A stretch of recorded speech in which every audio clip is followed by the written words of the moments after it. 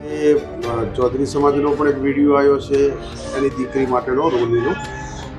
એક પાટીદાર સમાજનો કપડવંજ બાજુથી ને એમાં આગેવાનોના પણ ફોન આવે છે.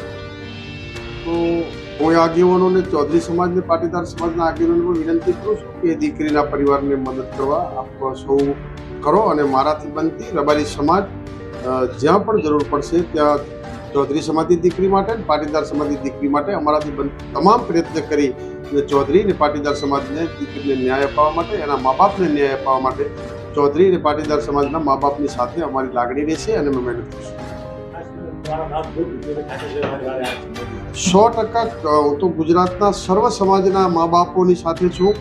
હું તો સરકારને પણ વિનંતી કરું છું, માનનીય ભૂપેન્દ્ર પટેલને વિનંતી મુખ્યમંત્રીને કરું છું કે મા બાપોની વેદના છે. કાલના વાતના એટલા ફોન આવે છે કે મારી મજબૂરી છે, ઘણા ફોન રિસીવ પણ થઈ શકતા નથી.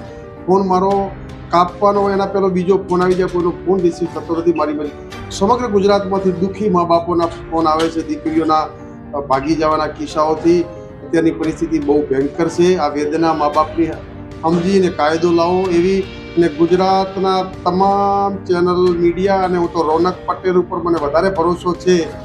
એ રોનક પટેલને પણ વિનંતી કરું કે આ બાબતનું બીડું રોનક પટેલ ઝડપે સર્વ સમાજના મા બાપનો સૌમન બચાવવા માટે આપ આંદોલન કરો. ઠાકરજી ભાઈ પણ રોનક પટેલનો ભાઈ બનીને આવશે એવી સર્વ સમાજ વતી તમામ સમાજોને વિનંતી. આગેવાનોને ઉમિયા ધામ, ખોડલ ધામ, રાજપૂત સમાજના મોભીઓ, આશાપુરા ધામ એ તમામ સમાજોને વિનંતી કરું છું કે આપ સૌ આવો અને તમામ સમાજોના મા બાપની જે વેદનાઓ છે એ વેદનાને વાચા આપવા નવો કાયદો લાવીને મા બાપની મંજૂરી વગર લગ્ન ના કરી શકે એવો કાયદો લાવવા સૌને અપીલ કરું છું.